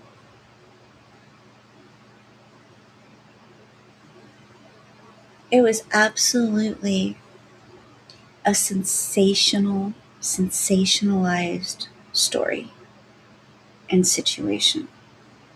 I mean, it has every element of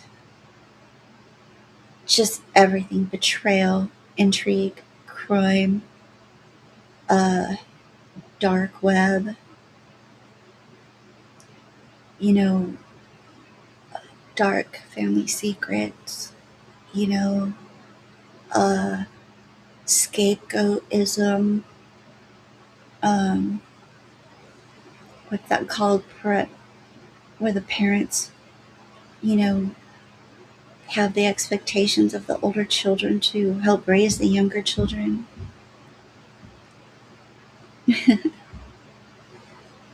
That's awesome. Daisy, you're always going to seem young then, you know? If you don't, I really believe that if you don't even think about getting old, which I don't, that's why when I'm sitting here musing on it, it's just like, I have to take a moment to think about it. It's like, wow, we're old. I know some women, I don't hang around them because as soon as I realized that's all they were going to ever talk about, that was not my cup of tea.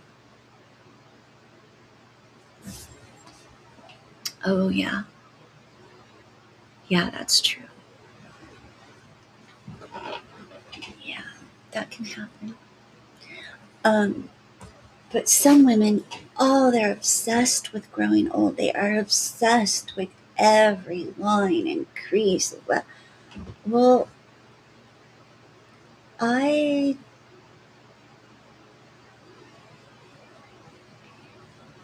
don't have wrinkles. I have a little bit of a crease in between my eyebrow where I, in concentration, furrow my brow. But I do exercises and stuff and some massage techniques to iron it out, and it works. And I heard somebody talking about those face brushes. So I ordered some, those Japanese face brushes for like, I think it's good for like the lymphatic system and stuff. But I've been using those. There's a definite improvement after using them. It increases circulation. They're pretty amazing. They feel good. So when I was talking in someone's chat and they're like, yeah, I brushed my face 10 times today. And I was like, what? Who are they talking about? Werewolf lady? The Italian, hairy Italian lady? Who are they talking about? But then I, Googled it or something. Or actually, Instagram, I think, popped up some ads for it, of course. I didn't even say it out loud. I was just thinking about it. And boom, there's an ad for these face brushes. So I ordered them and I love them. They're pretty cool. Let's see. But my point was that, if you're too busy living life, you're not thinking about growing old. And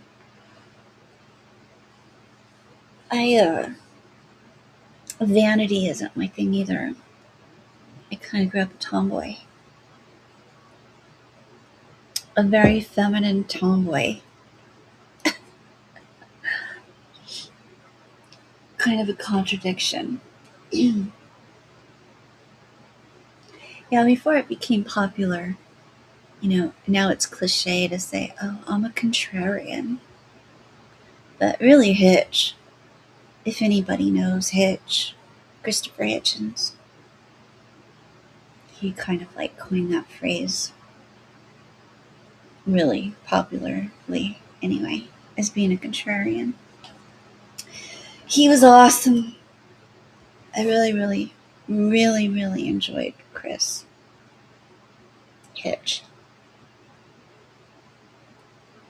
I didn't discover him though until like 6 years after he died, passed away in 2011, I think.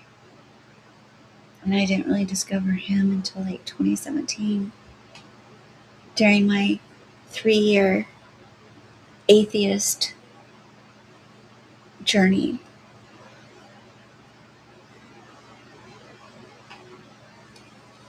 They are good. I like them. I notice a difference. I mean, if any, because of my allergies, a lot of times my face, you just want to like rub your temples or your forehead or under your eyes because it feels like it's congested and stuff. And like my allergies are so bad. My ears are like plugged up and stuff. And so when I use them, it seems to like increase the flow.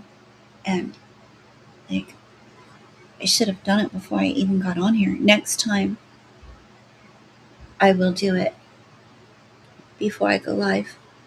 Collagen and also coconut oil. Coconut peel. If you swish coconut oil around in the mouth, 20 minutes, it's a total detox, and it'll make your teeth white and strong. There's studies that have shown that coconut oil restores the enamel on your teeth.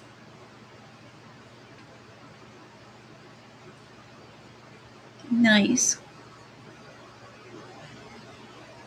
Pilates is tough. I plank. That's about as Pilates as I get.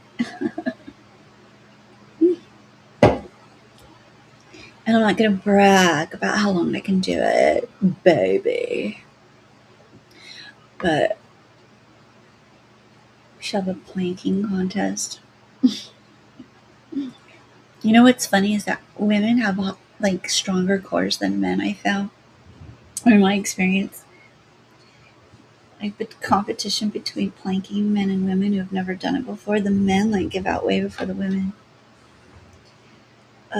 Mostly if the women, do yoga and stuff.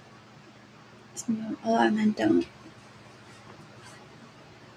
But strengthen the core. That's what it's all about. If you have a strong core, then you have a strong back. If you have back problems, then strengthen your stomach muscles. Your stomach supports your back.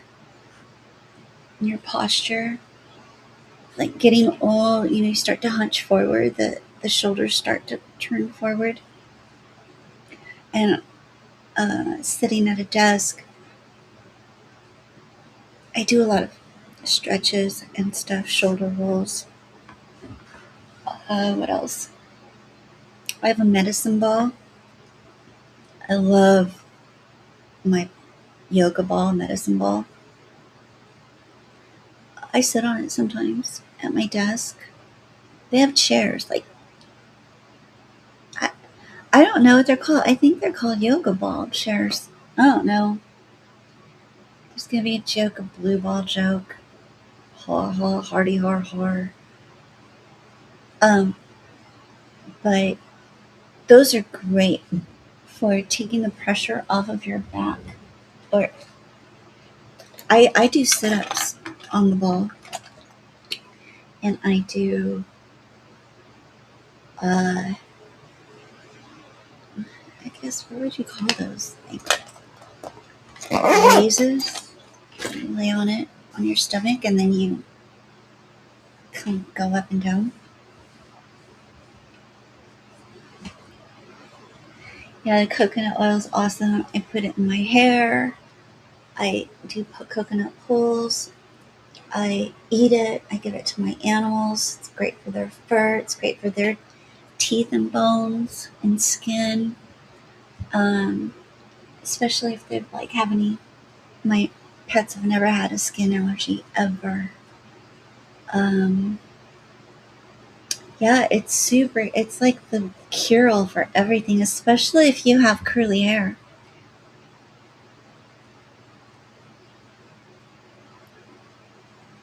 Ooh, yeah.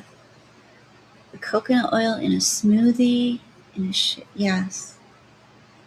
Um, I cook with it too. I bake with it.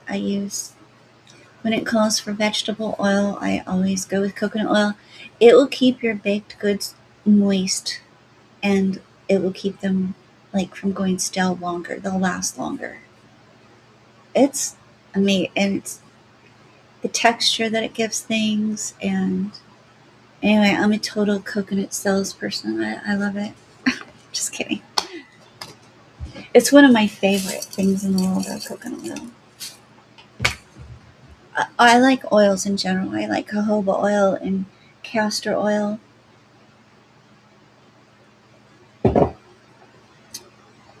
Mm, Essential oils. Oh, every time I think I put too much of that. Oh wait, because every time I take a drink, it goes up my nose a little bit, and it makes me want to sneeze. Oh my gosh, that chili powder. Okay. Yeah. Oh, I'm sniffing, and it's what time in the morning? Oh my gosh. It definitely means not. It means I put too much of that chili powder on the rim of my beer. And every time I go to take a drink, a little bit of it gets inhaled up my nose. It made me sneeze last time. I'm fighting it right now. Yeah, and I actually started mixing it with a little bit of jojoba oil, Joba, jojoba oil. Um, and it just kind of thins it out a little bit more, but I don't know. It absorbs right into your skin, right into your hair. I love it. It's the only thing. My hair is like wild, curly, like unmanageable. Uh, it's frizz if I don't have coconut oil. It's, yeah, I just really love it. I know. Well, you know, I'm sure that's going to be someone's narrative, whatever. I'm going to take another drink though. I'm just going to hold my breath and not breathe through my nose. Maybe I'll just try to lick most of it. I should have poured it into a glass, but I didn't. Anyway, yeah, you'll have to tell me what you think of those brushes. Oh yeah? That's cool. I I'm not a hairdresser, but I've always cut my dad's hair, my little brother's hair, my sister's hair. My mom would never let me cut her hair. Um and I used to cut my boyfriend's hair, the love of my life that passed away. I used to cut his hair all the time. And then I started giving haircuts to people that were shut-ins.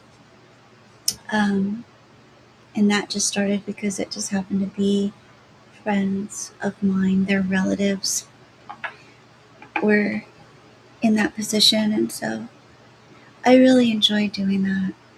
It would make them feel so good. Like a haircut can make people feel so like a new person. I'm sure you saw that all the time. And probably, why you had so much passion to do it. That's why I like to cook for people. Just watching when they're really enjoying it and they're like, oh my gosh, this is so good. This tastes so good. There's no greater joy. And like, I'll shamelessly accept compliments on my cooking, but nothing else. Only my cooking. Otherwise, compliments I find to be a little embarrassing.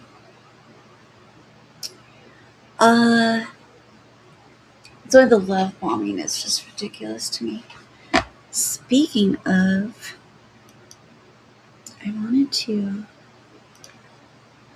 address that, but let me at least finish. Yeah, that's awesome.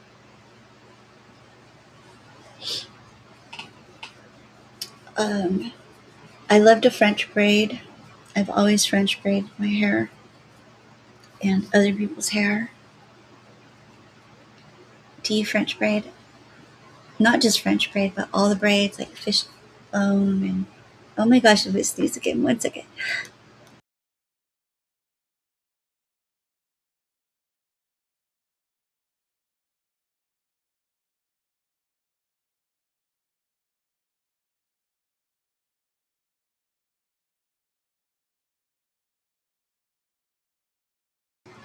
Oh my gosh. Inhaling chili powder will make you sneeze. Just so you know. Oh my gosh. Okay. I really quick want to finish this though. The 9 spheres of influence. And then I briefly want to talk about truth bombing and power tripping. In conclusion to this, it'll probably be maybe 3 hours long. Goodness grief. With no musical interlude breaks. That one was silent, didn't even work. Alright. Well, that's okay. That whole video live that I tried to do last time was nothing but music. Okay. Authority. The 9 spheres, let me start here again. If I could stop sneezing. Authority, legitimate positional influence through hierarchy. Influence by coaching, building skills through mentoring and expertise sharing. The sphere of persuasion, convincing others to agree via logic and appeal. Influence by positive reinforcement, encouraging behavior with rewards. The motivational sphere of punishment, deterring actions through consequences. Relationship influence, leveraging trust and interpersonal bonds. Influence through expertise, using specialized knowledge for credibility. Influence through vision, inspiring via foresight and shared goals. Charisma as a sphere of influence, drawing on a personal magnetism and inspiration. This model directly builds on French and Raven's 5 bases by mapping several spheres to them. Authority to legitimate power, positive reinforcement to reward power, punishment to coercive power, expertise to expert power, and charisma to referent power. The additional spheres, coaching, persuasion, relationship, and vision, represent expansions addressing gaps in the original model for modern relational leadership. Analysis of the intersections. The model's strength lies in the emphasis on intersections, the way spheres overlap, reinforce, or conflict when applied together, creating a dynamic symphony of influence rather than isolated notes. As the model analogizes, using only one sphere is like belting out a single note ineffectively, but combining 9 creates real music, implying synergistic interactions that amplify impact. Below is an in-depth analysis of key intersections, drawing on how spheres interact in practice, with examples from leadership scenarios. This analysis considers overlaps, where spheres share elements, reinforcements, where one enhances another, and potential conflicts, where misuse leads to tension. Overlaps between positional and personal spheres. Authority often overlaps with expertise or charisma. For instance, a leader's formal role gains legitimacy when backed by demonstrated knowledge, creating a hybrid influence where compliance shifts from obligatory to voluntary. In a corporate setting, a CEO who coaches employees on skills intersects these spheres, fostering trust and reducing reliance on punishment. However, if authority is overused without personal overlaps, it can conflict with relational. It's time for me to go to bed. It can conflict with relationship influence, eroding trust and leading to disengagement, which is what's happening to me right now. I'm disengaging. How many more? Okay, not too many. All right, 3 more. Positive reinforcement and punishment intersect as complementary operant conditioning tools, but the model stresses ethical positive focus to avoid conflicts. They reinforce each in balanced use, rewarding desired behaviors, while mildly punishing deviations create clear behavioral boundaries. Example: in team management, a leader might reward high performers, positive reinforcement, while addressing underperformance through coaching rather than harsh punishment, or harsh critique or roasting, intersecting with relationship influence to maintain morale. Overlap here prevents coercive dominance, as punishment alone can conflict with charisma, making the leader seem unapproachable. Intersections in persuasion, vision, and charisma. These personal spheres heavily overlap in inspirational leadership. Persuasion, which is convincing through logic, intersects with vision, which is foresight, to paint compelling futures amplified by charisma, emotional appeal. This triad is powerful in change management. A visionary leader persuades stakeholders by charismatically articulating benefits, creating emotional buy-in. Conflicts arise if persuasion feels manipulative without genuine vision, undermining trust, the relationship sphere.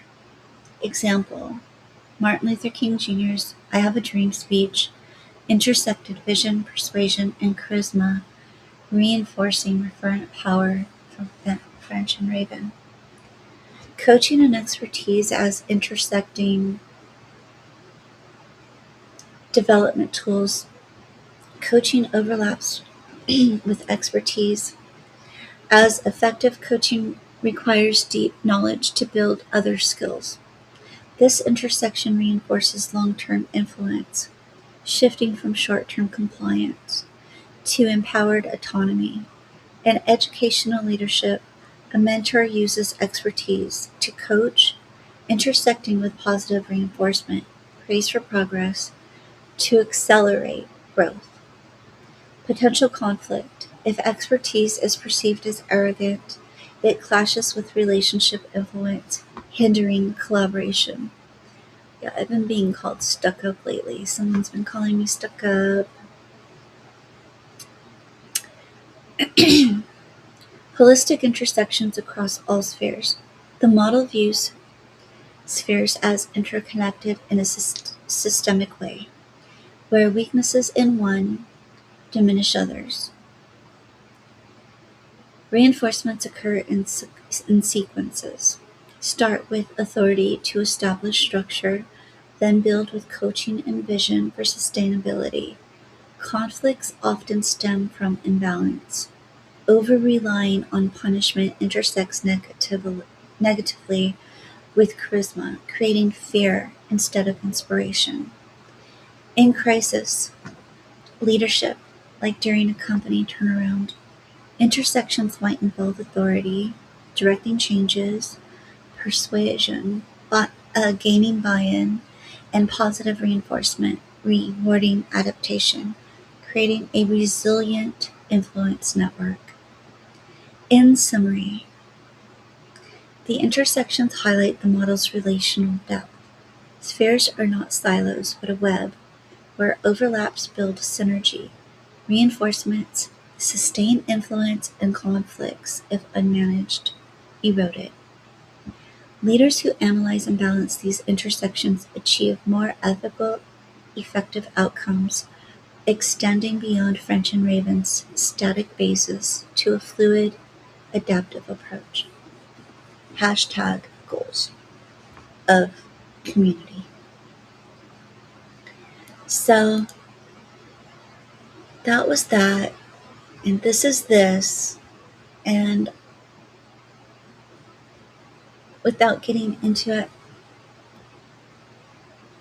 I'm not in the mood. I'm too tired. I'm going to finish my beer and retire off of the live stream. And thank you very much for joining me tonight in the conversation in the chat. I appreciate it. And I am going to try and play some music on the outro. And I'll check you guys later.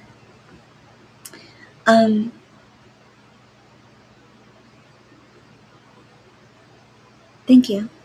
Good night. Good morning. Ciao. Ciao.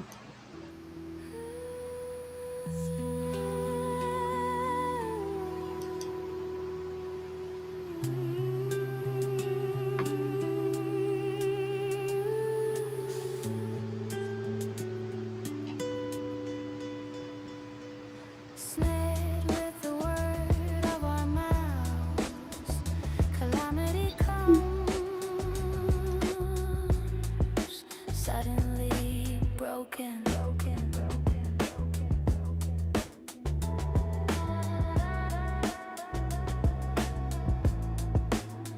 Without remedy, speaking with the feet, teaching with fingers, winking an eye, a heart full of wicked imagination. Son, daughter, bind the commandments. Son, your heart continuously, humbly, sincerely.